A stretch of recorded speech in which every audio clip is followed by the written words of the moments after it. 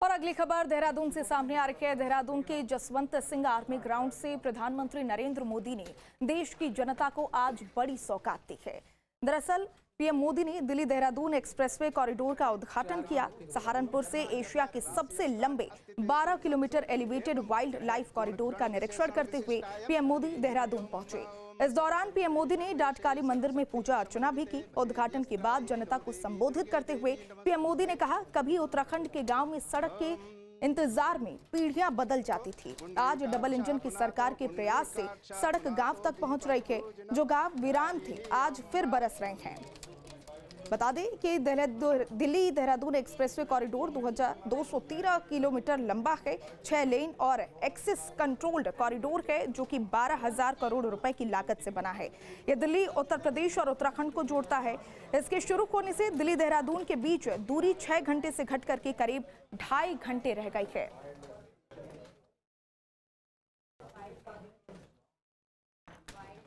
तो आज देहरादून के जसवंत सिंह आर्मी ग्राउंड से पीएम मोदी ने देश की जनता को बड़ी सौगात दी है। जहां पीएम मोदी ने दिल्ली देहरादून एक्सप्रेसवे कॉरिडोर का उद्घाटन किया, तो वहीं सहारनपुर से एशिया के सबसे लंबे 12 kilometre elevated wild life corridor का निरीक्षण करते हुए पीएम मोदी देहरादून पहुंचे।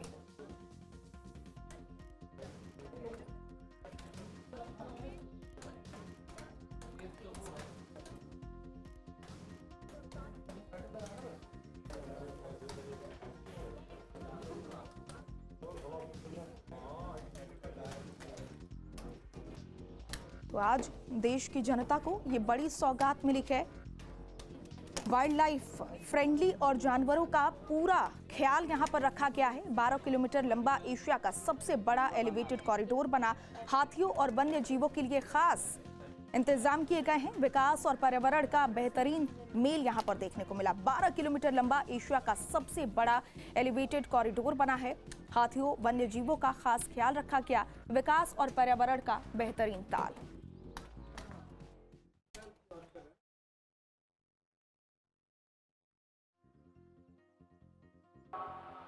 कि मुझे यहां पहुंचने में 1 घंटे से भी ज्यादा देर हो गई। सब स्थान पर लंबे समय तक आप सबको इंतजार करना पड़ा और कारण यही था, मैं निकला तो समय पर था, लेकिन करीब करीब 12 किलोमीटर का रोड शो काली मंदिर से लेकर के यहां तक इतना उत्साह, इतना उमंग कि मेरे लिए तेज गति से गाड़ी चलाना बड़ा मुश्किल हो गया। तो धीरे धीरे लोगों को प्रणाम करते करते, जनता जनार्दन के आशीर्वाद लेते लेते यहां पहुंचने में मुझे 1 घंटे से भी ज्यादा देर हो गई। डबल इंजन सरकार की नीतियां और उत्तराखंड के लोगों के परिश्रम से ये युवा राज्य विकास के नए आयाम जोड़ रहा है। ये प्रोजेक्ट भी उत्तराखंड के विकास को नई गति देगा। इस एक्सप्रेसवे का बहुत बड़ा हिस्सा यूपी से होकर गुजरता है।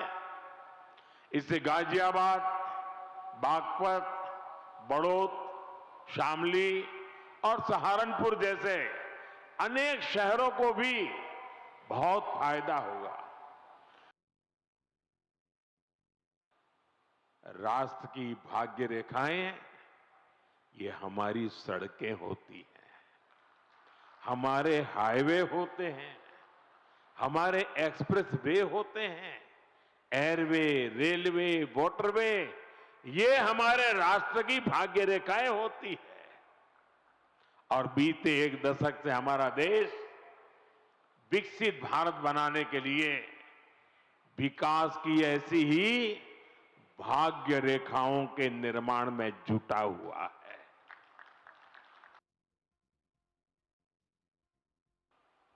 अभी नितिन जी ने बहुत सारे आंकड़े सिर्फ उत्तराखंड से संबंधित बताए आपको।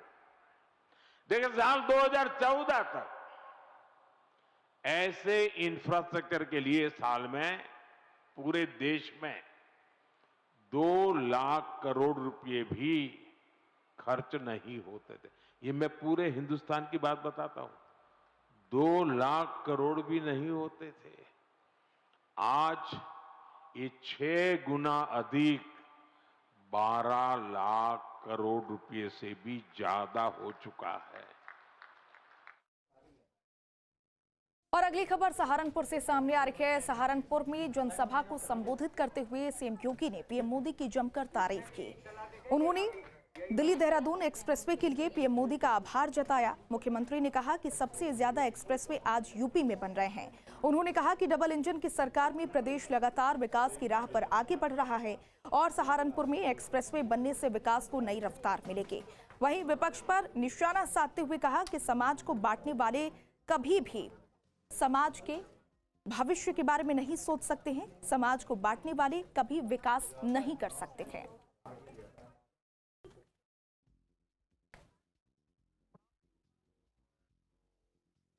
आज उत्तर प्रदेश सुरक्षा का, सुशासन का, इंफ्रास्ट्रक्चर का, रोजगार का और इन्वेस्टमेंट का एक नया केंद्र बनकर के उभरा है।